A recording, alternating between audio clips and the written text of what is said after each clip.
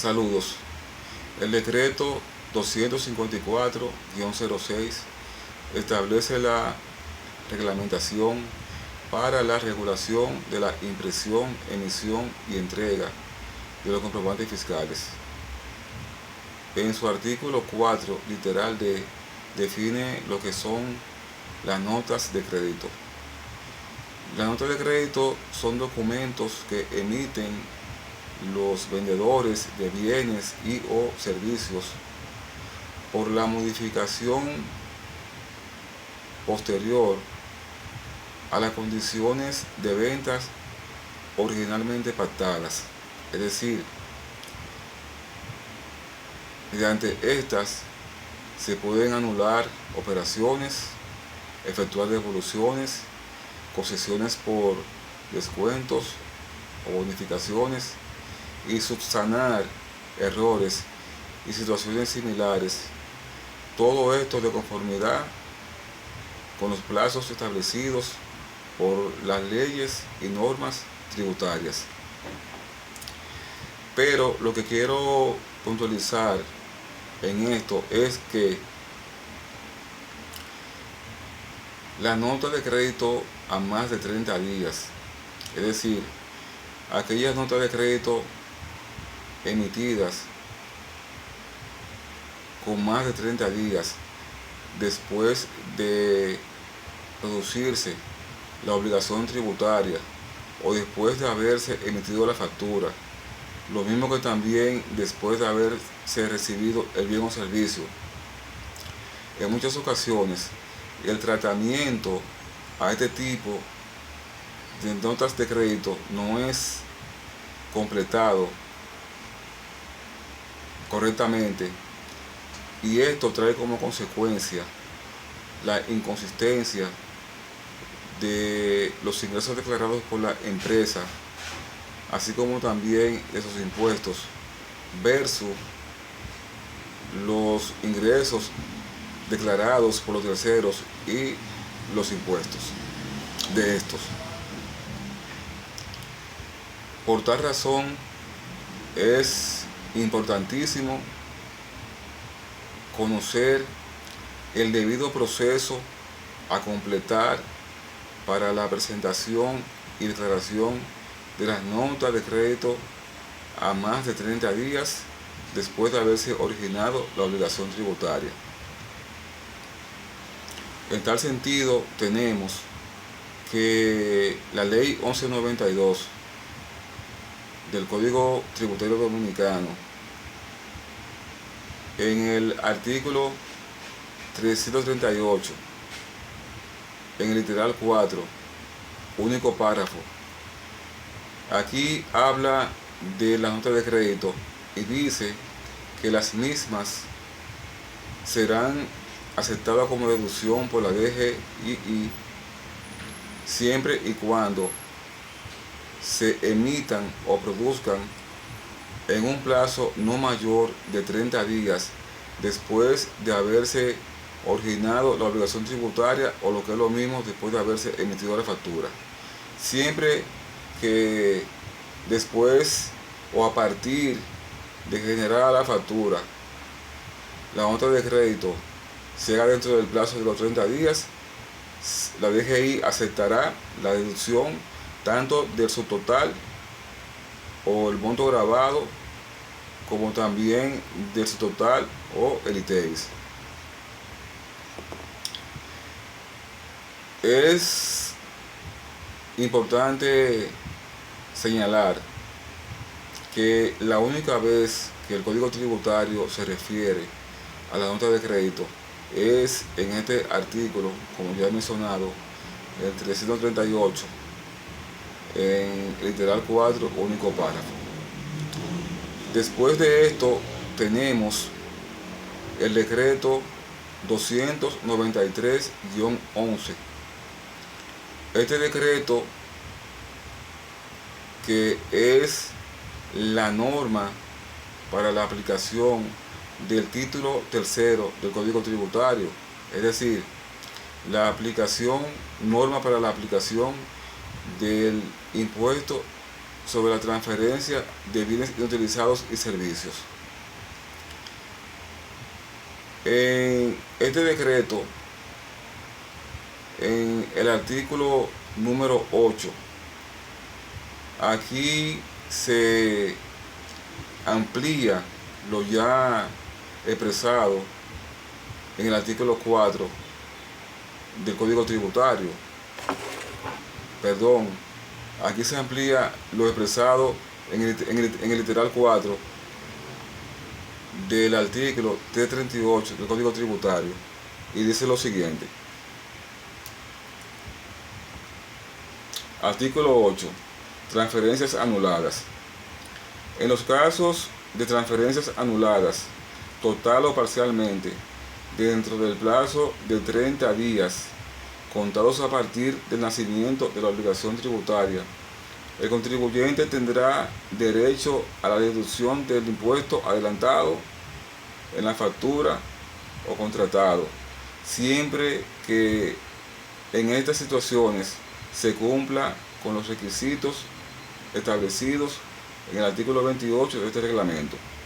En consecuencia, las devoluciones de bienes grabados con el ITEVI efectuadas después del indicado plazo de 30 días podrán conllevar únicamente la restitución del precio pagado, sin incluir la devolución del ITEVI. Como hemos podido notar,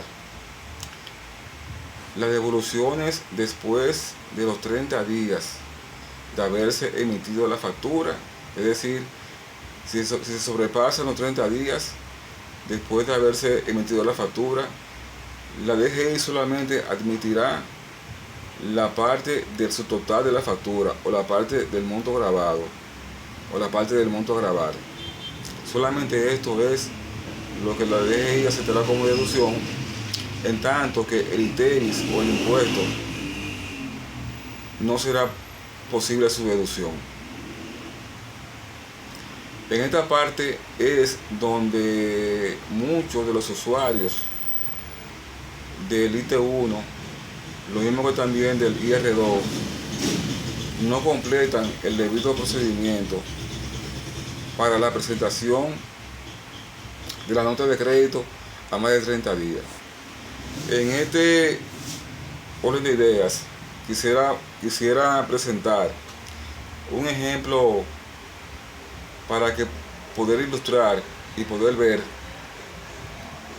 cómo es el manejo de la nota de crédito con más de 30 días. Tenemos que, por ejemplo, se emitió una factura en el mes de enero, y esa factura, por la razón que sea, hay que hacerle una nota de crédito para anularla, es decir, para eliminarla. Esta nota de crédito se emitió en el mes de abril, es decir, el mes pasado. Al emitirse en el mes de abril, en este mes, que es el mes de mayo, vamos a proceder a enviar el 607, lo mismo que también el 606 y el IT1 para la declaración para la declaración del, como ya dije, del IT1. En esto se procede, como ya dije, se hizo la nota de crédito en el mes de abril. Lo primero es que esa nota de crédito que se hizo en el mes de abril, suponiendo que fue una factura con un subtotal de 100,000 pesos y con un ITEVI de 18,000 pesos, un 18%, la factura tendría un total de 118,000 pesos. En el 607 del mes de abril solamente se va a asentar en la nota de crédito los 100,000 pesos. El ITEVI, ya como hemos visto, se debe de omitir, no se presenta el ITEVI.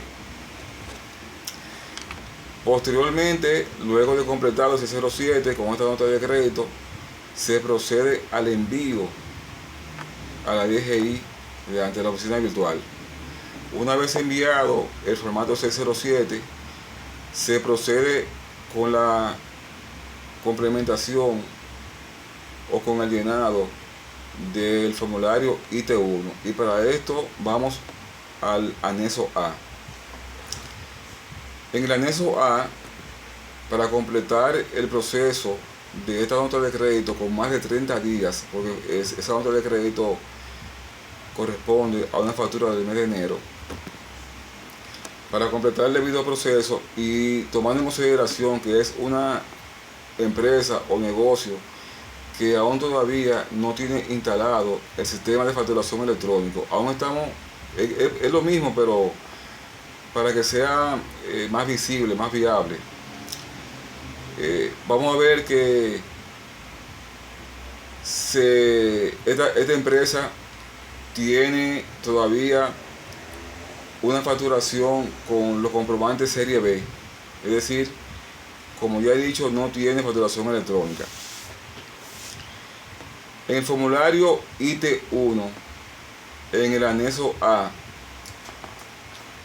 va a aparecer automáticamente el monto de esa nota de crédito. Va a aparecer en el anexo A, en la casilla 4, va a aparecer los 100,000 pesos en nota de crédito, va a aparecer ahí. Y vamos a pensar que fue una sola que se hizo. Va a aparecer un solo documento y el monto de los 100,000 pesos. Posterior a esto, en ese mismo anexo, en la línea número 9, que es otras operaciones positivas, se procede a asentar allí nuevamente los 100,000 pesos en la columna que dice monto. Sabemos que hay una columna que dice cantidad, que es la cantidad de notas de crédito, las notas de crédito que se hicieron, se coloca allí en la cantidad de notas de crédito. Vamos a ver que fue una sola que se hizo, se coloca ese número 1 en la cantidad y en el monto. Procedemos a asentar los 100,000 pesos. Con estos 100,000 pesos, el monto de los ingresos correspondientes al mes de abril presenta realmente las ventas de ese mes, porque cuando tenemos allí solamente la nota de crédito, sucede que ese total de ingresos es afectado por esa nota de crédito y es rebajado, y no se puede, según lo indica el artículo 28, afectar periodos siguientes después de la nota de crédito, con la nota de crédito a más de 30 días, es decir, no se puede afectar ningún periodo. En esto, para que este periodo quede en su monto que realmente le corresponde, como ya he dicho, después de que aparece la nota de crédito como devolución por los 100,000 pesos, como dije, se procede también a colocar el mismo monto en la línea número 9. En la línea número 9, que es otras operaciones positivas, se coloca allí y el monto de los ingresos presenta realmente las ventas que se realizaron en el mes de abril. Posterior a esto, luego ahí mismo en el formulario A, en ese mismo formulario, en la línea 43, que dice nota de crédito con más de 30 días, en esa casilla 43 se procede a colocar nuevamente el monto de los 100,000 pesos por la nota de crédito que se realizó. Y con esto se procede a completar el anexo A con las demás informaciones, se envía, lo mismo que también se completa el IT1 y se también envía, se completa su declaración. Finalmente, el proceso para la presentación de la nota de crédito con más de 30 días se completa en el formulario IR2. Vamos al formulario IR2 y en el anexo B, que es el estado de resultado, en la casilla 1.3 se procede a asentar en esa casilla 1.3 que dice devoluciones, se procede a asentar el monto de los 100.000 pesos. Esto es para que afecte el total de ingresos de ese periodo fiscal. Es decir, el IR2 que se presentará en enero, febrero, marzo, abril del 2027, porque el IR2 vamos a pensar que esta empresa cierra al mes de diciembre. Como cierra al mes de diciembre, presentará ese IR2 entonces en enero, febrero, marzo, abril. Y allí, como ya he dicho, en la línea 1.3 en devoluciones se procede a colocar los 100.000 pesos de esa devolución. En este sentido, ese monto de esos 100.000 pesos que no pudieron ser aprovechados en el mes de enero y que no fueron rebajados en el mes de enero correspondientemente, y que tampoco fueron rebajados en el mes de abril con la declaración del ITEVIS, sí se rebaja de los ingresos, que es lo que establece el artículo 8 del decreto 293-11. Espero que se haya entendido la explicación que he hecho sobre cómo completar el debido proceso con las devoluciones a más de 30 días después de haberse originado la obligación tributaria o después de haberse emitido la factura. Gracias.